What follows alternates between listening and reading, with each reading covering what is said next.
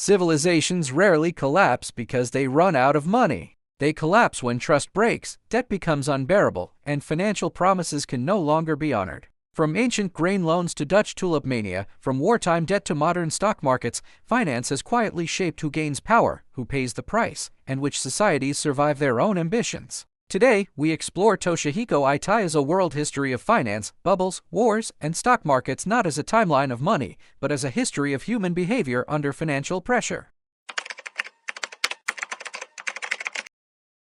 The first surprise in this book is that finance did not begin with banks, stock exchanges, or even money as we imagine it. In ancient Mesopotamia, people borrowed grain, recorded obligations on clay tablets, and specified what would happen when repayment failed. A grain loan may look primitive, but its logic is completely modern. Someone receives resources today and promises future output tomorrow. The lender is not merely giving away grain. The lender is pricing time, uncertainty, weather, and the borrower's ability to repay. That is why interest is not just a fee added to debt. It is the price of carrying risk across time. The deeper financial principle is simple. Credit converts an uncertain future into a contract in the present. But every contract depends on information, enforcement, and trust because a promise has value only when people believe it can be kept.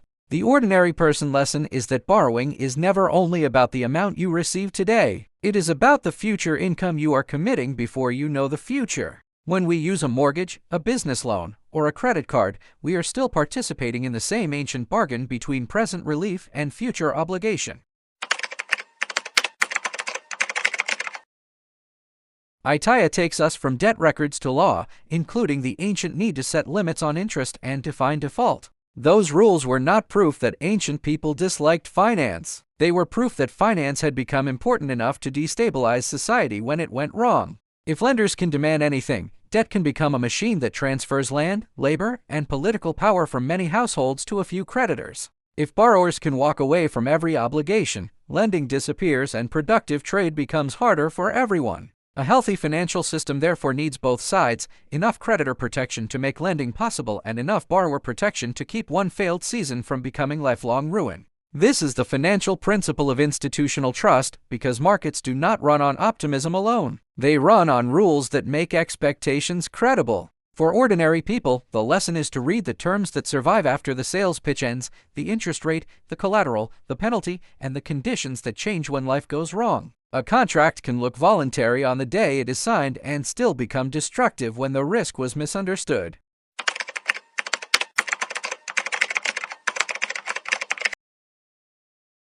Renaissance banking and marine insurance did more than create wealthy families. They created tools for moving trust across distance. A merchant no longer had to place every coin, every cargo, and every hope on a single ship returning safely from a single voyage. Bills of exchange, insurance contracts, and banking networks allowed risk to be priced, divided, and transferred. This is the moment finance becomes an operating system for commerce rather than a private agreement between two neighbors. The financial principle is risk pooling. A loss that would destroy one merchant can become survivable when it is shared across many contracts and many investors. But risk pooling does not make risk disappear. It can also hide risk because every participant may assume someone else understands the danger. The ordinary person lesson is diversification, not as a slogan, but as a refusal to let one employer, one property, one asset, or one prediction decide your entire future. Diversification cannot guarantee a profit, but it can prevent a single mistake from becoming a permanent financial sentence.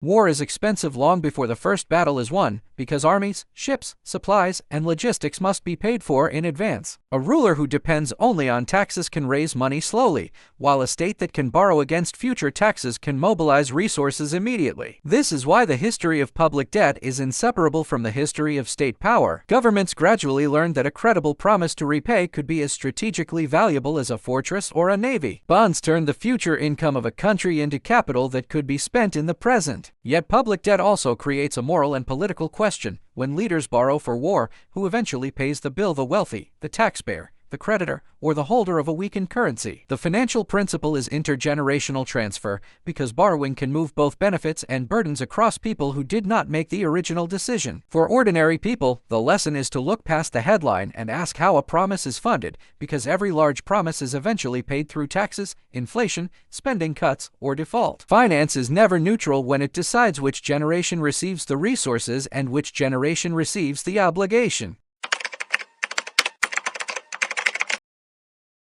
The book's title puts bubbles beside wars and stock markets because all three reveal what people do when the future becomes emotionally charged. The famous story of Dutch tulip speculation is useful not because every detail fits a simple myth, but because it shows how an asset can become a social signal rather than a claim on useful cash flow. A bubble begins when the question changes from "what is this asset worth?" to "how much more will someone else pay for it tomorrow?" At that point, price rises can become their own evidence, attracting more buyers precisely because prices have already risen. Credit and leverage make this process more dangerous because borrowed money turns a small price decline into forced selling. The financial principle is reflexivity. Beliefs affect prices, and rising prices then reinforce the beliefs that created them. The ordinary person lesson is to separate a good story from a good investment, because a valuable technology, neighborhood, company, or commodity can still be purchased at a terrible price. Before buying into excitement, ask what cash flow supports the price, what debt supports the buyer, and what happens if the next buyer never arrives.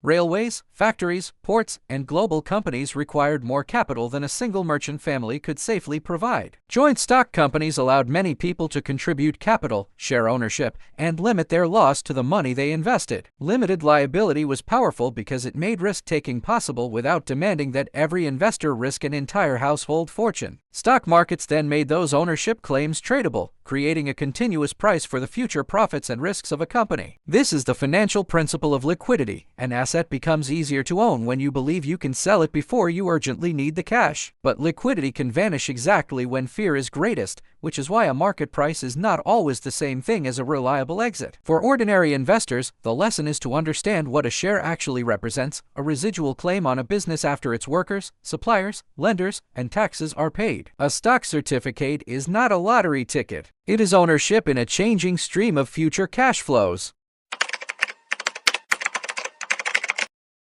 During a boom, debt looks manageable because collateral is rising, credit is available, and everyone can point to a recent success. During a crash, the same system reveals its weakest links: overvalued collateral, short-term funding, concentrated bets, and promises that depended on continuously rising prices. The 20th century made this lesson painfully clear through inflation, deflation, bank failures, market panics, and the political reaction to economic insecurity. Inflation can punish savers by shrinking the purchasing power of money, while deflation can punish borrowers by making debts harder to repay in real terms. Neither outcome is automatically fair, because the damage depends on who owns assets, who owes money, and who can wait. The financial principle is balance sheet risk. People and institutions fail not only because income falls, but because obligations remain fixed while assets lose value. For ordinary people, the lesson is to build resilience before the crisis, with liquidity for emergencies, debt that can survive a shock, and investments that do not require selling at the worst moment. The best time to design a personal financial safety margin is before the market teaches you why you needed one.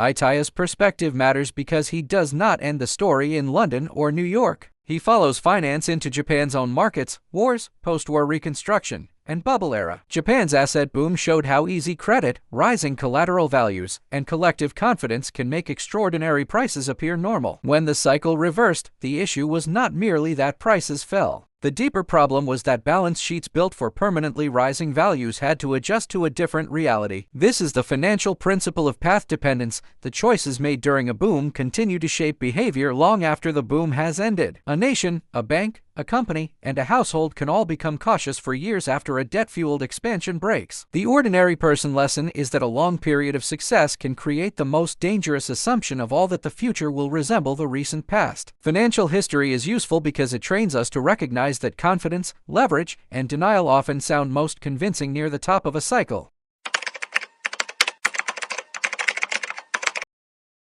The central lesson is not that finance is evil, and it is not that every market is a casino. Finance is a social technology that allows people to move resources across time, distance, and uncertainty. It can fund trade, innovation, infrastructure, and recovery, but it can also concentrate power, amplify fear, and make private optimism a public burden. That is why every financial decision deserves for questions: what promise is being made, what risk is being priced, who bears the downside, and what must remain true for the system to work. Those questions apply to a government bond, a mortgage, a company share, a pension plan, a savings product, and a personal loan. The oldest lesson in this history may also be the most practical: do not confuse an asset with a promise, a price with a value, or a calm market with a safe system. If you can see the promises underneath the numbers, you are already reading finance more clearly than most people do. And that is the real value of a world history of finance. It teaches us to see money not as a pile of objects, but as a map of human trust, ambition, and responsibility.